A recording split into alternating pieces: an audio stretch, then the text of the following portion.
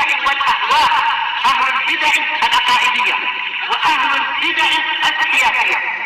نقول بيننا وبينكم السلف، بيننا وبينكم الكتب، كان فيقول البدع بيننا وبينكم.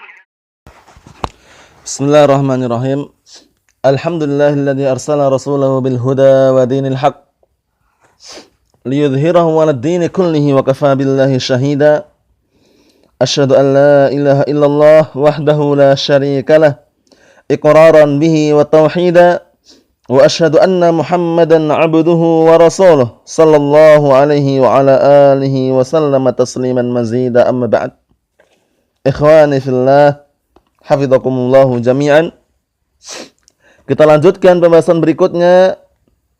Qala al-muallifu rahimahullah ta'ala Abu Abdullah Muhammad bin Abdul Wahhab An-Najdi At-Tamimi rahimahullah ta'ala, al-martabatu tsaniyatu, tingkatan yang kedua setelah kita membahas tingkatan yang pertama yaitu al-Islam.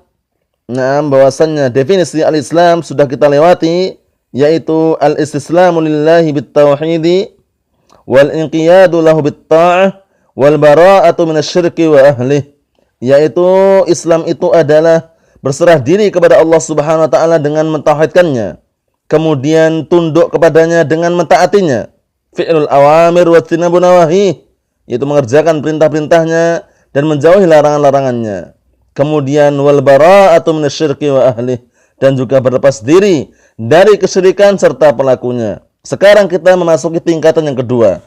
Apa itu yang kedua? Kata beliau, al-imanu. Yang kedua adalah al-iman. Wa wad bid'un wa sab'una syu'bah. Fa'a'laha qawlu la ilaha illallah. Wa adnaha imatatul adha 'anit tariqi wal haya'u syu'batun minal iman. Kata beliau, keimanan itu adalah memiliki bid'un. Bid'un itu adalah bilangan. Salah satu nama bilangan yang seringnya digunakan bilangan mulai dari 3 sampai 9. Nah, itu bid'un ya. Sebuah nama bilangan yang digunakan bilangan untuk 3 sampai 9. Jadi keimanan itu wa huwa bid'un wa sab'una syu'bah. Bahwasannya keimanan itu memiliki bid'un wa sab'una syu'bah, sekitar 73 sampai 79 cabang. Nah, karena bid'un tadi bilangan dari berapa? Dari 3 sampai 9. Nah, kemudian fa'alaha 73 sampai 79 sekian cabang. Nah, yang paling tingginya adalah qaulu la ilaha illallah, adalah ucapan la ilaha illallah, la ma'budu bihaqqin illallah. Nah, adalah ucapan la ilaha illallah yang maknanya apa? La ma'budu bihaqqin illallah. Tidak ada sesembahan yang berhak untuk disembah kecuali Allah Subhanahu wa taala. Kemudian berikutnya wa adnaha imatatul adza 'anit tariq. Dan yang paling rendahnya cabang keimanan tersebut adalah apa? Menghilangkan rintangan, gangguan, hambatan dari jalan, baik itu batu, baik itu duri, baik itu besi-besi yang berbahaya dan semisalnya. Naam. Itu termasuk cabang keimanan yang paling rendah, kata beliau. Wal haya'u syu'batun minal iman, dan rasa malu itu adalah cabang daripada keimanan. Jadi rasa malu itu tidak selama-lamanya baik, dan juga rasa malu tidak selama-lamanya tercela.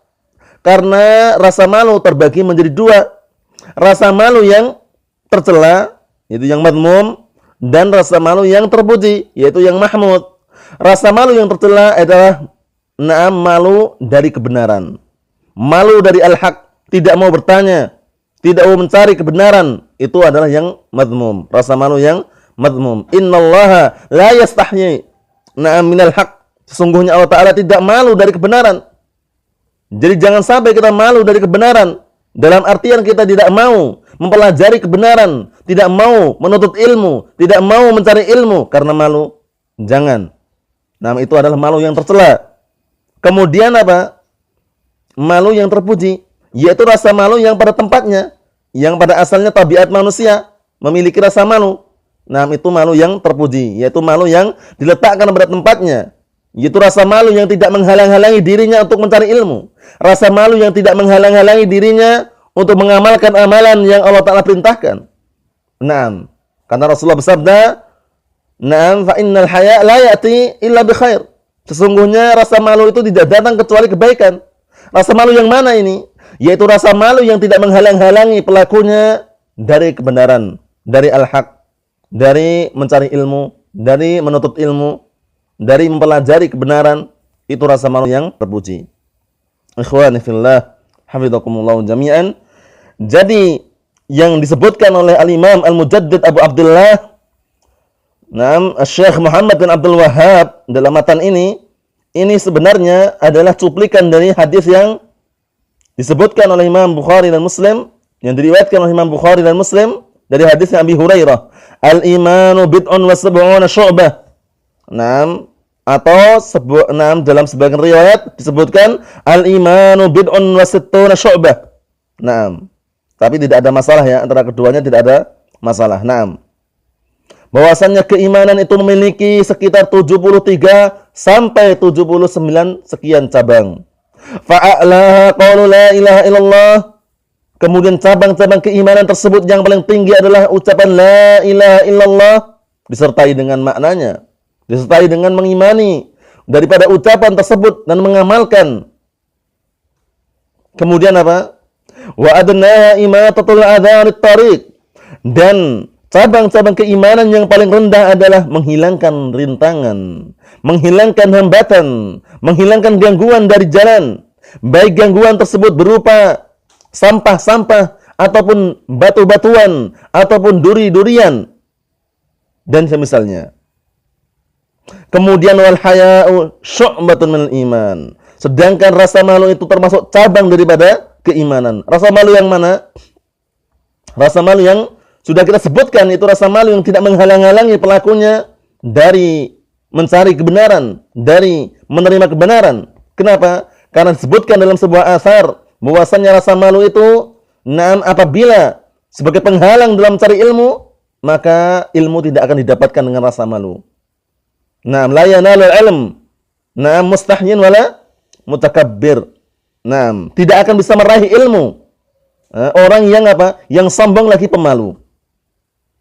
Orang yang sombong lagi pemalu. Orang yang sombong, dia tidak akan mendapatkan ilmu. Kenapa? Karena dia merasa dirinya cukup, merasa dirinya tidak butuh kepada yang lainnya, merasa dirinya yang paling tinggi, merasa dirinya yang paling berilmu. Jangan. Ikhwani fillah, yang seperti ini termasuk penyakit yang sangat berbahaya. Yang kalau seandainya penyakit ini ada pada para penuntut ilmu, ada pada para pengajar, para asatidah, atau para masyayikh dan semisalnya, bisa menghancurkan semuanya. Penyakit al-kibr.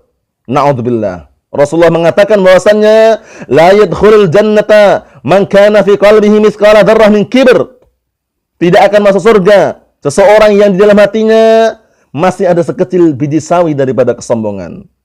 Kemudian Rasulullah ditanya, "Ya Rasulullah, innar rajula yuhibbu ayyakuna sawbuhu hasanan wa na'luhu hasanah."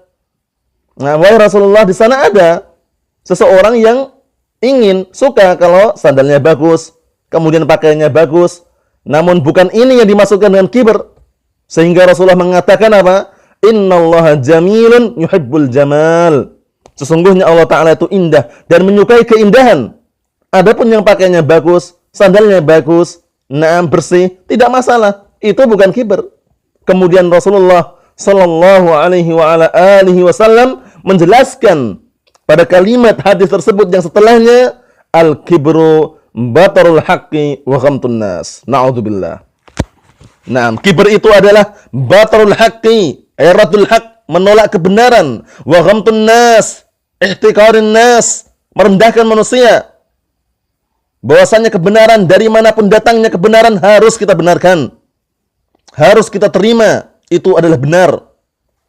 Kemudian jangan sampai kita merendahkan manusia. Mungkin suatu ketika kita keliru, dinasihati oleh orang yang lebih kecil, dinasihati oleh orang yang baru-baru belajar kajian salafi contohnya. Jangan kita sombong, jangan kita merasa paling benar. Dalam artian jangan sampai kita merasa semua yang kita perbuat itu adalah benar. Terimalah saran, terimalah nasihat saudaramu. Apabila saudaramu menasihati dengan nasihat yang benar, nasihat yang al-haq, nasihat yang disertai dengan dalil dari Al-Quran dan Sunnah. Ikhwani fillah, hafidhakumullah jami'an.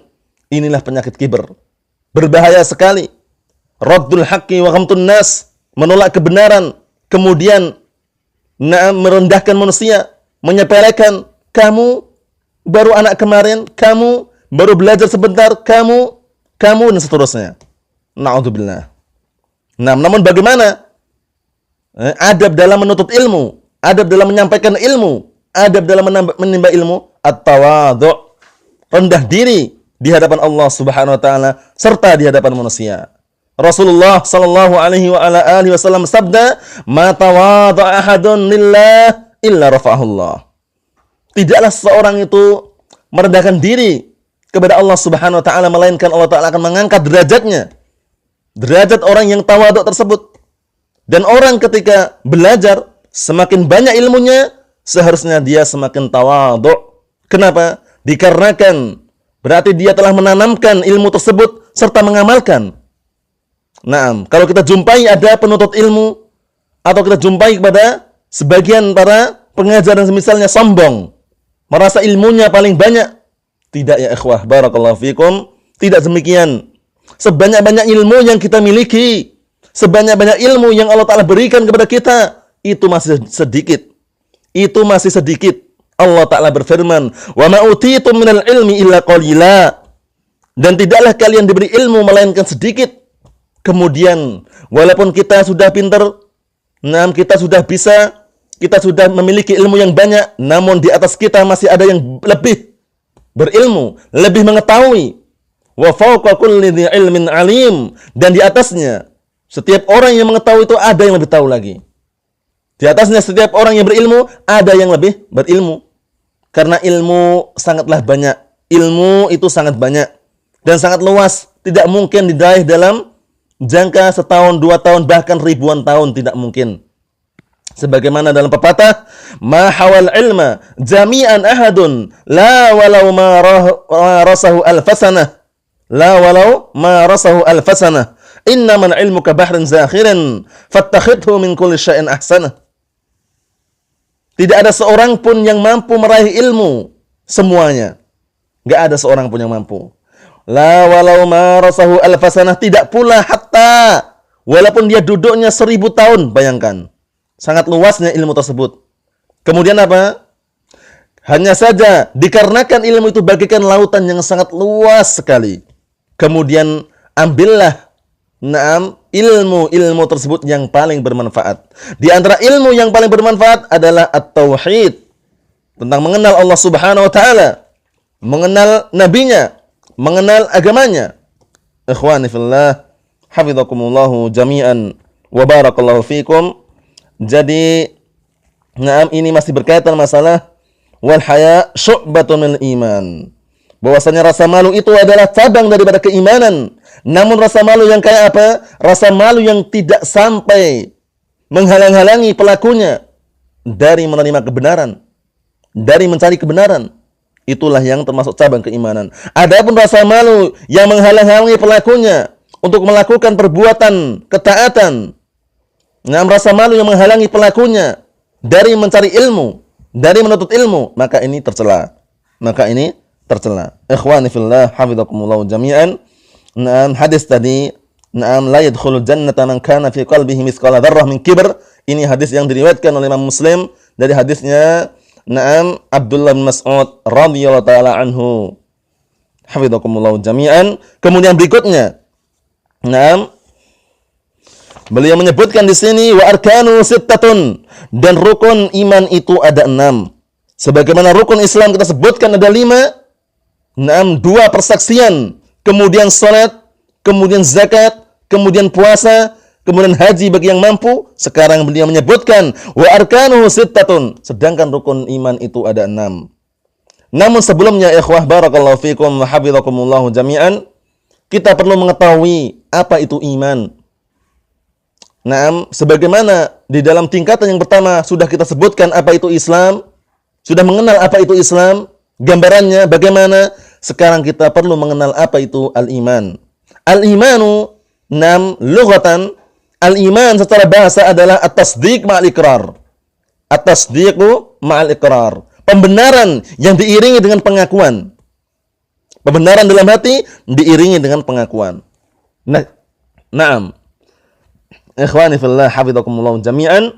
Kemudian al-iman inda ahli sunnah wal jamaah, bahwasanya makna iman menurut ahli sunnah wal jamaah yang mana ini sering kita dengar, bahkan dijumpai dalam kitab-kitab ahli sunnah wal jamaah berkaitan masalah pengertian daripada al-iman.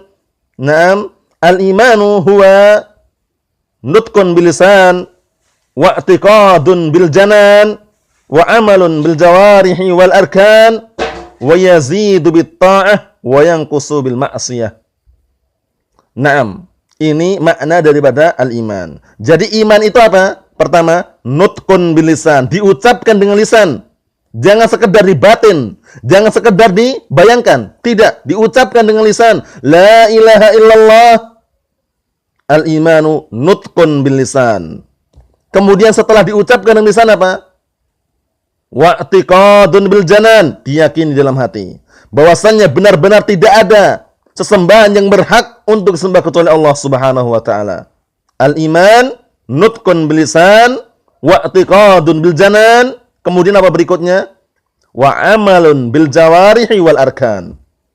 Ikhwani fillah, ini makna daripada al-iman. Setelah diucapkan dengan lisan, kemudian diyakini dengan hati, diiringi dengan yang ketiga, yaitu yang paling penting, dan ini termasuk salah satu syarat daripada diterimanya keimanan seseorang adalah apa? Adalah amalun bil jawarihi wal arkan. Beramal dengan anggota badan. Kita amalkan keimanan tersebut. Ketika dia mengatakan la ilaha illallah, meyakini la ilaha illallah, dia harus mengamalkan pula bahwasanya dia tidak beribadah kecuali hanya kepada Allah Subhanahu wa taala. Kalau seandainya dia mengatakan la ilaha illallah, meyakini makna la ilaha illallah, namun dia beribadah menyembah kepada selain Allah Subhanahu wa taala, berarti tidak benar imannya. Tidak jujur dalam beriman kepada Allah Subhanahu wa taala. Na'udzubillah. Kemudian setelah kita melalui tahapan yang pertama, nutqun bil lisan, mengucapkan dengan lisan, kemudian apa? Wa'tiqadun bil janan, meyakini dengan hati, wa amalun bil jawarihi wal arkan, dan beramal dengan anggota badan, namun keimanan tersebut yazidu bit ta'ah wa yanqusu bil ma'siyah. Keimanan itu bertambah dengan ketaatan dan berkurang dengan sebab kemaksiatan. Ikhwani fillah hafizakumullah jami'an. Wa barakallahu fikum. Ini makna daripada al-iman, nutqun bil lisan wa i'tiqadun bil janan wa amalun bil jawarihi wal arkan wa yazidu bit ta'ah wa yanqusu bil ma'siyah. Naam. Jadi kalau kita simpulkan, keimanan memiliki berapa? Memiliki 5 perkara. Diucapkan dengan lisan pertama, yang kedua diyakini dengan hati, yang ketiga diamalkan dengan anggota badan, yang keempat bertambah dengan ketaatan, yang kelima berkurang dengan kemaksiatan. Jadi perlu kita ketahui bahwasannya keimanan menurut Ahlus Sunnah wal Jamaah itu bertambah dan berkurang. Bertambah dengan ketaatan, berkurang dengan kemaksiatan. Allah Ta'ala berfirman di dalam ayat yang sangat banyak, di antaranya adalah firman Allah Subhanahu wa Ta'ala, "Wa yazdadal ladzina amanu imana." Dan orang-orang yang beriman bertambah keimanannya. Nah, menunjukkan bahwasanya iman itu bertambah. Kemudian juga hadis yang kita baca tadi, al-imanu bid'un wa sab'una syu'bah fa'alaha qawlu la ilaha illallah wa adnaha imatatul adha 'anit tariq wal haya'u syu'batun al-iman. Kalau kita perhatikan dalam hadis yang mulia ini, coba kita perhatikan, al-imanu bid'un wa sab'una syu'bah fa'alaha. Ucapan Rasulullah sallallahu alaihi wasallam fa'alaha, dan yang paling tingginya adalah ucapan la ilaha illallah, menunjukkan bahwasannya keimanan seseorang itu bertambah. Wa adnaha, dan yang paling rendah adalah apa?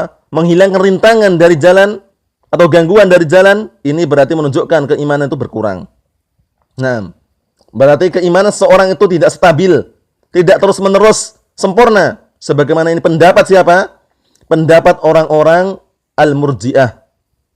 Orang-orang al-murji'ah yang mereka mengatakan, dan pendapat mereka, yuakhiruna al-amal an musammal iman. Yuakhiruna al-amal an musammal iman.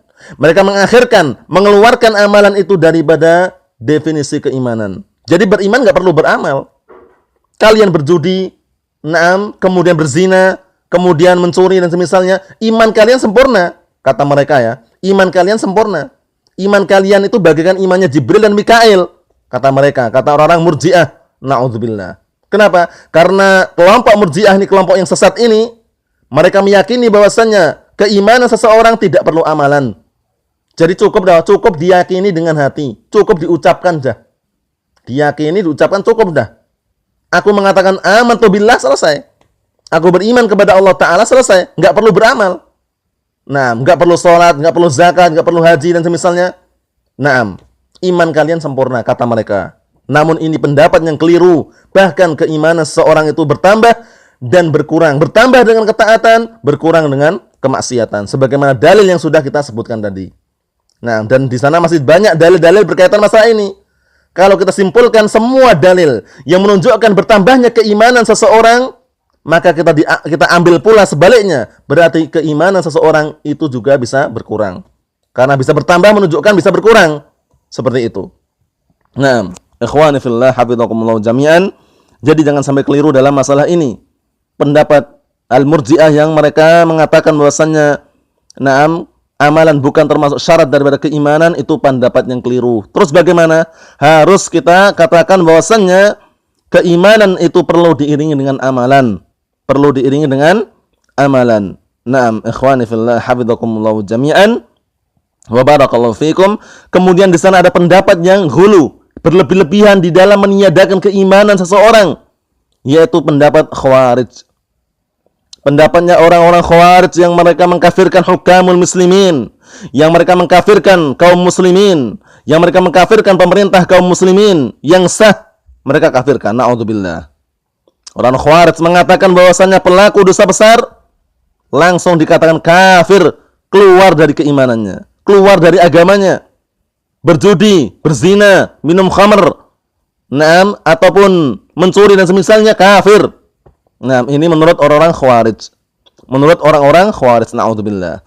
Jadi di sana ada kelompok-kelompok sesat yang perlu kita ketahui. Di antaranya adalah kelompok Khawarij yang mereka mengkafirkan pelaku dosa besar walaupun memiliki keimanan. Jadi pelaku dosa besar kafir menurut Khawarij. Kalau menurut sebaliknya, Al-Murji'ah, na'udzubillah, Murji'ah mengatakan enggak kafir, bahkan sempurna imannya. Pelaku dosa besar sempurna imannya. Kenapa? Karena yang namanya orang beriman tuh enggak perlu amalan.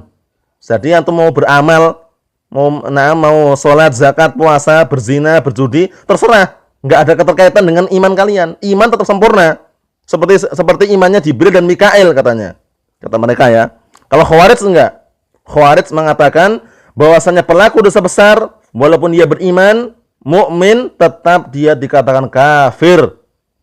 Karena Khawarij ini mereka menyamakan pelaku dosa besar itu seperti bilangan 10, atau menyamakan orang yang beriman itu seperti bilangan 10.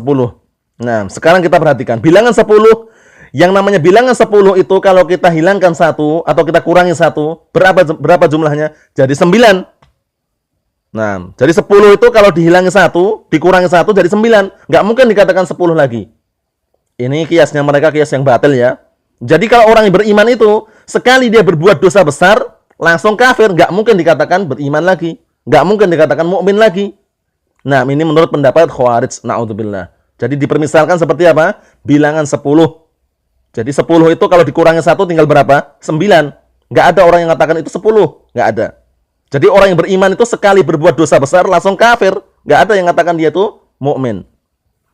Namun kedua-duanya ya ikhwah barakallahu fikum ikhwanana hafizakumullah jami'an, kedua-duanya adalah pendapat yang keliru, pendapat yang batil, pendapat yang sesat. Terus mana yang pendapat yang benar? Pendapat yang benar adalah pendapat yang pertengahan, yaitu pendapat Ahlus Sunnah wal Jamaah yang Allah Ta'ala telah memuji mereka di dalam Al-Qur'anul Karim. Wa kadzalika ja'alnakum ummatan wasata. Dan demikianlah kami jadikan kalian umat yang pertengahan. Ahlus Sunnah pertengahan. Mengatakan apa? Mengatakan bahwasannya pelaku dosa besar dari kalangan mukminin apa? Kita katakan di dunia mukminun bi imanih asin bima'siyatih, ai mu'minun naqisul iman. Harus kita pahami seperti itu, jangan keliru. Jadi pelaku dosa besar itu apa? Dia masih dikatakan mukmin tapi apa? Berkurang keimanannya. Mukmin naqisul iman, orang mukmin tapi berkurang keimanannya. Tidak kita tiadakan secara keseluruhan, tidak pula kita tetapkan secara keseluruhan. Nah, jadi pendapat yang benar adalah pendapat Ahlus Sunnah wal Jamaah bahwasanya pelaku dosa besar dari kalangan kaum mukminin tidak dikatakan kafir, tidak pula dikatakan sempurna imannya, namun bagaimana mengatakan mukminun naqisul iman. Orang tersebut mukmin tapi berkurang keimanannya. Ikhwani fillah hafizakumullah jami'an. Cukup sekian dulu yang ana sampaikan. Insyaallah taala bermanfaat bagi diri ana pribadi dan kita semuanya. Biidznillah taala. Subhanaka Allahumma wa bihamdik asyhadu an la ilaha illa anta astaghfiruka wa atubu ilaik. Walhamdulillahi rabbil alamin.